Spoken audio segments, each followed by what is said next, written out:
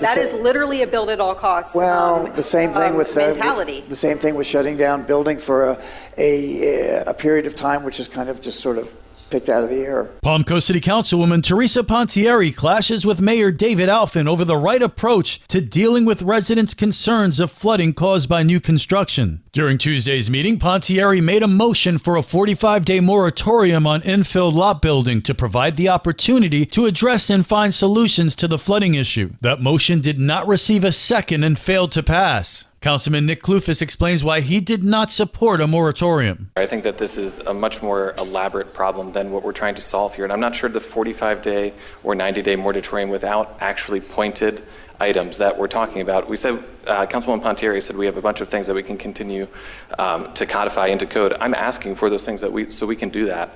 The hit list of items that we have that our staff has also agreed to that are potential additional factors that will improve the situation.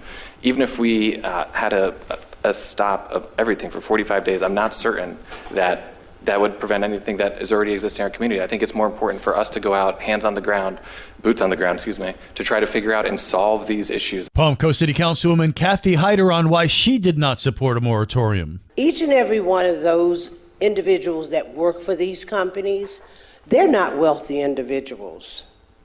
They get out and they work every day. They might make $12, $15, $16 an hour. They got a family of 3, 4 people. So I was concerned, well, what happens to all of these people and their families during that moratorium if we institute this moratorium? So that was a big concern of mine. Instead of enacting a moratorium, the council decided to establish a citizens advisory committee. Further details regarding the process of forming the committee are anticipated to be provided during the next workshop. Palm Coast City Councilwoman Teresa Pontieri will be on Free for All Friday following the news at 9. Good morning, Flagler County. I'm Rich Carroll. You're listening to Flagler's Morning News on Friday, January 19th. As we get ready for the weekend, let's look back at last weekend's criminal activity in Flagler County. Flagler County Sheriff Rick Staley says a Palm Coast man faces multiple charges after trying to flee from deputies. One of the arrests was for multiple charges after being involved in a disturbance. An individual fled from deputies, reaching speeds of up to 80 miles per hour in a residential neighborhood. Stop sticks were used to flatten tires, and then he abandoned the car when he got stuck in the sand and then fled on foot into the woods. Sheriff Staley says deputies pursued him another 75 feet into the woods where they were able to finally take him into custody. Then a fugitive was arrested for stealing a firearm, too. In another case, deputies conducted a traffic stop for a traffic violation, and the passenger was found to be a fugitive with an active Flagler County warrant for grand theft of a firearm. In all, Flagler County Sheriff's Office deputies made 24 arrests during the long holiday weekend and handled 890 calls for service and made 200 traffic stops. For Flagler's Morning News, I'm Karen Johnson. This local news is a service of Flagler County's Toyota dealer, Beaver Toyota US 1 St. Augustine, here to wow you. What's in it for the kids? The Palm Coast Flagler Regional Chamber of Commerce Child Health Fair is coming up next month. Note the word child. The health fair part's not something that kids are very interested in, but Chamber President and CEO Greg Blase says there is fun for the kids. We're going to have even more activities for the kids so that it's one of those opportunities for parents to let the kids go run around on the bounce house. We'll have that supervised. Also for them to go get information about some of the important programs that exist in this community that can help support our local families. And at the end of the day, that's what this is all about. The Child Health Fair is on February 24th from 10 to 2 at Buddy Taylor Middle School. Flagler Health Matters is on WNZF on Saturday mornings at 11:30, and it's on the Flagler radio app anytime you want to listen. From the WNZF Newsroom, I'm Deb Albertson.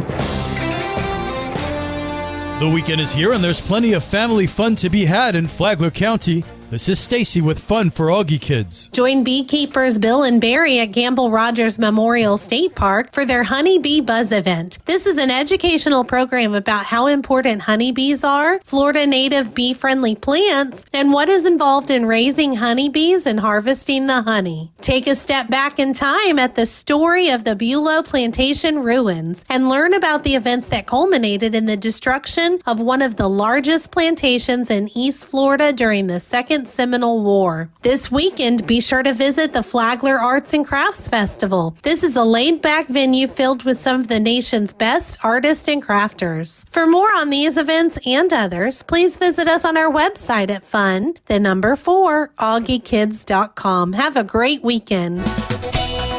And now you're up to date on Flagler's Morning News. I'm Rich Carroll.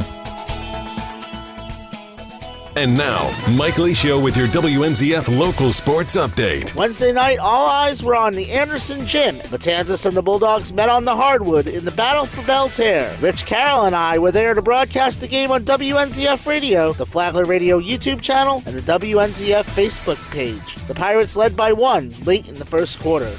Stolen by Robinson. Robinson from half court at the buzzer. Bang!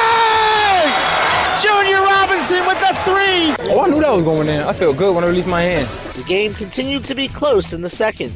Rodriguez will set up the offense. Takes a long 3. Knocks it down. Bulldog Matt Rodriguez had 8 in the half. The Pirates led 29-28 at the break. FPC started quickly in the third, leading by as much as 7. Ryerson Jefferson turned the tide for the Pirates. I felt it when they told me to keep shooting. I knocked one down. They knew what time it was, and they were looking for me. He had 12 in the quarter, 29 for the game. The Pirates held a 46-43 lead going into the final quarter. Rebounded by Jefferson. Quickly ahead to Robinson Jr. with the one-handed jam. Robinson had 12 in the final frame and finished with 20 as the Pirates beat FPC for the second straight year. Final score 72-62. Jefferson on beating his former team. I started here, transferred to Matanzas, so this is big for me. This is everything to me. FPC coach Mike Talley on the Bulldogs' struggles late in the game. Not being able to make shots and crucial turnovers late in the basketball game to determine the win or loss. Have to take care of the ball better in the fourth quarter. FPC plays Atlantic tomorrow at University. Matanzas hosts Oakleaf tonight and Cocoa tomorrow. On the girls' side, Atlantic outlasted Matanzas 41-31 last night. FPC takes on Deltona tomorrow. Soccer, the FPC girls fell 3-1 to Seabreeze in the 5-star championship. The FPC boys were eliminated by Spruce Creek in the semis. There's a doubleheader at FPC tonight. St. Joseph plays the boys at 5:30. Merritt Island takes on the girls at 7. Menendez defeated the Pirate girls 4-2 for just their 3rd loss of the season last night. The boys are at Lake Wales tonight. Wrestling, the Pat White Memorial Classic took place last night at Matanzas. Anna Villar took first for FPC at 135. Pirates Jaslyn Golder, Mariah Mills, Autumn Jarvis, Ariel Yonton, Tiana Fries, Kendall Bibla, and Ani Brown all won titles. We are your home for local sports with updates Mondays and Fridays. From the WNZF Sports Desk, I'm Mike Lucio.